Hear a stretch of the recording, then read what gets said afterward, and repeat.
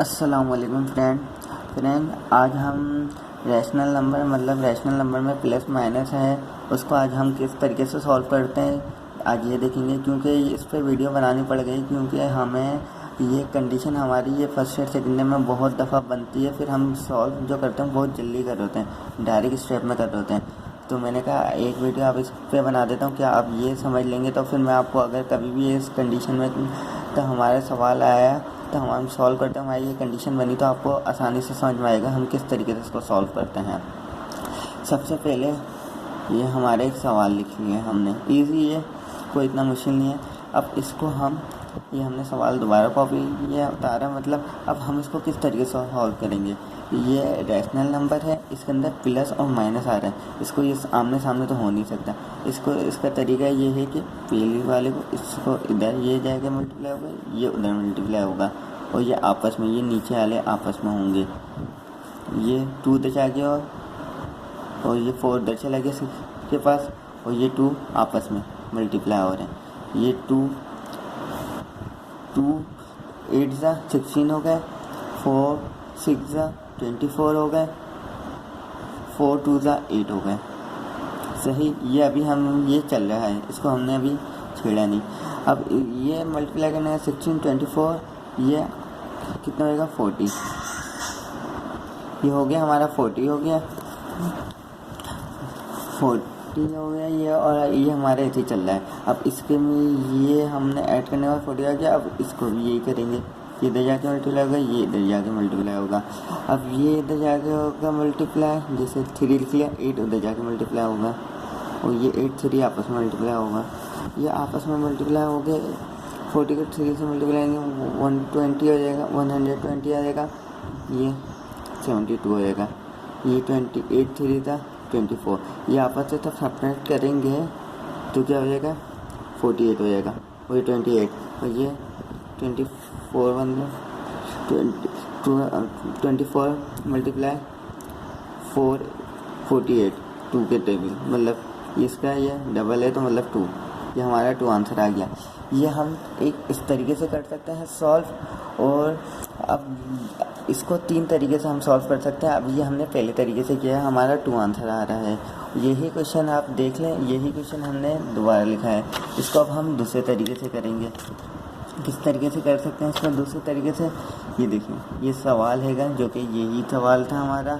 अब इसको हमने उतारा है, अब इसको ये देखिए 4 1 ज़ा 4 4 2 ज़ा 8, ये 3 2 1 ज़ा 2 3 2 ज़ा 6 हो गया, 3 1 ज़ा 3 3 3 ज़ा 9 आ गया।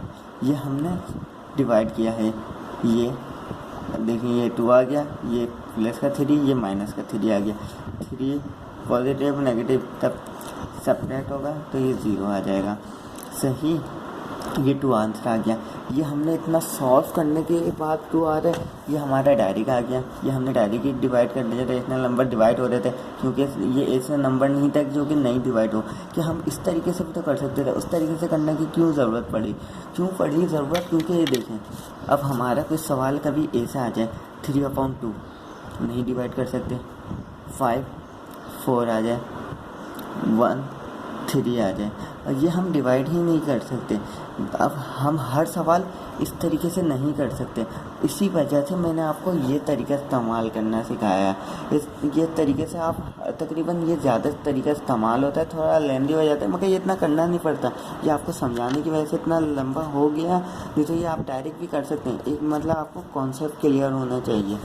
ये तरीका वहाँ इस्तेमाल कर सकते हैं जहाँ हो सकता है। यहाँ ले सवाल पे मैंने तभी ये सवाल लिखा था कि आप इस पे ये तीनों तरीके इस्तेमाल हो सकें। ये दूसरा तरीका था कि ये देखें आप डिवाइड आराम से हो गया। अगर ये मैं सवाल लिखता तो ये नहीं होता, डिवाइड नहीं हो रहा है, आप देख सकते हैं डेसिमल में आंसर आएगा। और ये देखें प्लस माइनस कहीं पे भी चेंज मैंने इधर पहले लिख दिया, इससे कोई फ़र्क नहीं होता। बस एक तरीका जो है वो इस तरीके से आप सॉल्व कर सकते हैं। तो या हो रहा हो तो ये तरीका भी इस्तेमाल कर सकते हैं। अब तीसरा तरीका हम कैसे सॉल्व कर सकते हैं इस सवाल को। अब ये सवाल है, हमने ये दोबारा लिख लिया सवाल। अब ये जो नीचे के तीनों नंबर हैं इनको आपस में मल्टीप्लाई कर दें। क्योंकि मैंने इधर कर दिया। 4 2 3 मल्टीप्लाई करेंगे 24 आएगा। अब इसका एलसीएम लिया है, एलसीएम लिया तो ये हमारा 2 24 आगे 12, ये 2 6 12 आगे 6 लिख लिया।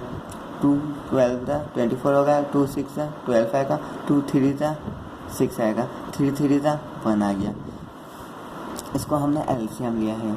अब ये देखें 2 कितने हैं, 2 कितने हमारे 1 2 3 3 2 है, 1 2 3 लिख लिया, 3 कितने हैं 1 लिख लिया। जो ये और ये इसको आपस में मल्टीप्लाई करेंगे 2 2 4 4 2 8 8 3 24। अब ये जो जितने भी 2 हैं इसको एक्स में पेयर बनाते हैं, 2 2 का होगा, ये आ गया एक दफ़ा लिखेंगे, ये एक ही दफ़ा लिखेंगे और ये एक ही दफ़ा। एलसीएम में ये आपको पता है। अब ये अगर 3 एक और लिखा हुआ होता तो उसको भी हम एक ही दफ़ा लिखते हैं। अगर 2 एक और दफ़ा होता, कोई सा भी नंबर होता, अगर इधर 5 का पेयर बन रहा होता तो हम उसको एक ही दफ़ा लिख रहे होते हैं। तो या 4 का कोई सा भी नंबर का पेयर बन रहा हो उसको हम एक ही दफ़ा लिख रहे होते हैं, और एक दफ़ा होता तब भी एक दफ़ा लिख रहे होते हैं। अगर 3 दफ़ा होते तो फिर हम 2 दफ़ा लिखते पेयर बना के, इसीलिए हमने इसे एक दफ़ा लिखा है। अब इसको मल्टीप्लाई करें तो क्या होगा, 2 2 था 4 4 3 था 12 आएगा, 12 आ गया, ये हमारा 12 आ गया, जो कि हम किधर लिख देंगे, इसके इधर लिख देंगे। ये आपस में तीनों मल्टीप्लाई करने के बाद हमारा 24 आता है। इसको एलसीएम लिया तो हमारा क्या आ रहा है, अब हमने जो मैथ के रूल के हिसाब से हमने जब इसको और सिंप्लीफाई किया, मतलब और सॉल्व किया, तो ये हमारा क्या बन रहा है, 12 बन रहा है। ये 12 आ गया हमारा। अब 12 आ गया, अब ये तो 12 है, ये सबसे मल्टीप्लाई होगा 1 बाय 1। ये देखो 12 को हमने 8 डिवाइडेड बाय 4 से किया, फिर 6 डिवाइडेड बाय 2 से किया, फिर 9 डिवाइडेड बाय 3 से किया, 12 से ही किया है। ये 12 से हमने इसको मल्टीप्लाई किया है तीनों से, और 12 एक दफ़ा हमने नीचे लिखना है एक दफ़ा। ये आपको पता है कैसे आया 12, ये इस तरीके से आया 12। अब इसको हम डिवाइड करेंगे, 4 1 था 4, 3 आ गया, 3 8 था 24, 2 1 था 2, और ये कितना आ गया 6 आ गया, 6 6 था 36, ये आ गया 3 1 था 3 3 4 था, ये 3 4 था 12 आ गया, सही। ये हमारा 4 है, ये हमारा 4 हो गया, सही। अब हम ये 9 4 था 36, 6 6 था 36, 8 3 था 24। अब इसको जो हमने पहले वाले से 12 को तब मल्टीप्लाई करा है, इसकी वैल्यू क्या आई है 24। इसको हम इसकी जगह जो 8 की जगह हम क्या लिख सकते हैं 24। इसको हमने 12 से मल्टीप्लाई कराया था, जैसे कि आप देख सकते हैं 8 डिवाइडेड बाय 4 को 12 से मल्टीप्लाई करें तो हमारी 24 आ रही है, तो अब हम इधर 24 लिख सकते हैं। अब 6 डिवाइडेड बाय 2 को 12 से तब मल्टीप्लाई करें तो हमारा आंसर क्या है 36। इसकी जगह हम अब 36 लिख सकते हैं। अब 9 डिवाइडेड बाय 3 से हमने तब 12 को मल्टीप्लाई करा तो हमारा क्या है 36 आ गया है।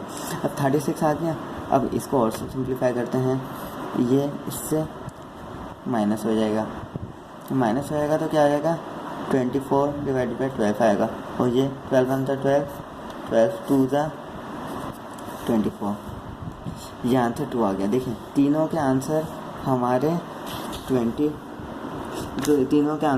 2 आ रहे हैं। ये सबसे छोटा हो जाता है सॉल्व, मगर ये हर सवाल इस तरीके से सॉल्व नहीं हो सकता, ये जो दूसरे हमने तरीके से किया था। तीसरे तरीके से आसान है, मगर ये रफ़ा करना पड़ जाता है, ये रफ़ा की वजह से बच्चों को थोड़ा मुश्किल भी लगता है, और उसके अलावा ये हर किसी को समझ में भी नहीं आता।